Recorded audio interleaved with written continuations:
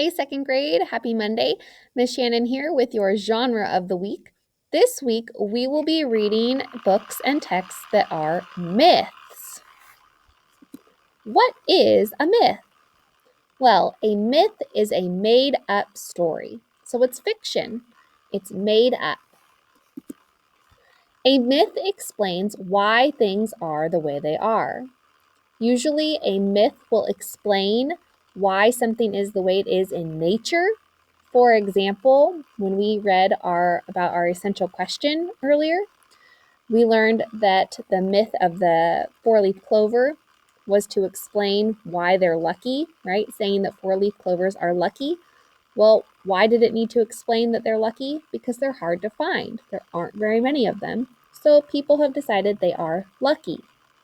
A myth has an important lesson or message that the author wants the reader to understand. So in some myths, there is a lesson at the end, and on the next slide, I will show an example of that from one of the stories we will read this week. This page is from a story we will read this week called Why Fir Tree Keeps His Leaves. So in this story, Fir Tree is upset that he doesn't lose his leaves in the winter like other trees.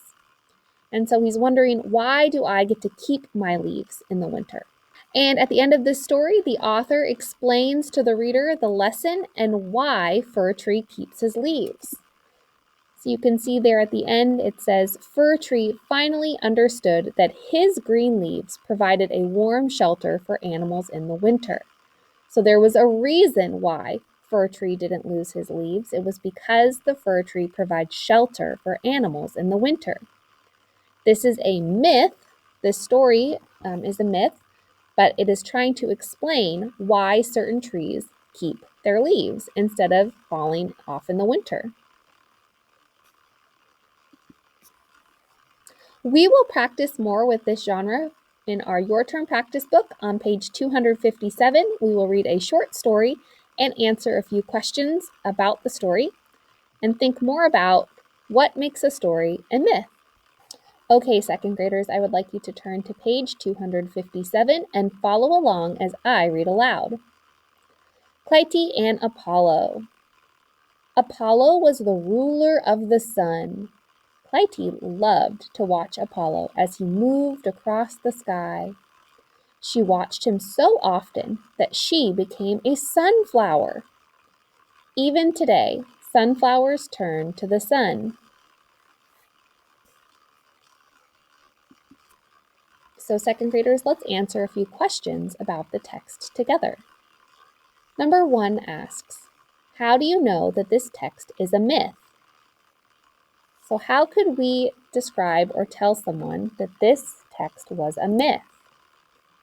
Well, I can go back to this slide, and I know that a myth is a made-up story, and myths try to explain why things are the way they are. And that's what this story does. This myth is trying to explain something about sunflowers. At the end of the story, it says, even today, sunflowers turn toward the sun. If you've ever been lucky enough to see a sunflower, you know that they grow really tall trying to reach the sun, and they will often turn throughout the day to follow the pattern of the sun across the sky. So this story was created to explain why sunflowers are always facing the sun.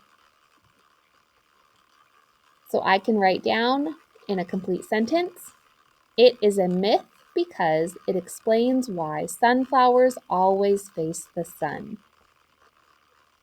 And it is a made-up story. Number 2, who is Apollo? Did the author explain and tell us who Apollo was in the story? Let's go back to the text and check. Reread the very first sentence, second graders. Who was Apollo? Apollo was the ruler of the sun. So writing that down in a complete sentence. Okay, second graders, now you are going to work on answering numbers 3 through 4. Number 4 is hopefully familiar to you. We already mentioned it earlier in the video. Number 3 asks, why does Clytie look up at the sky?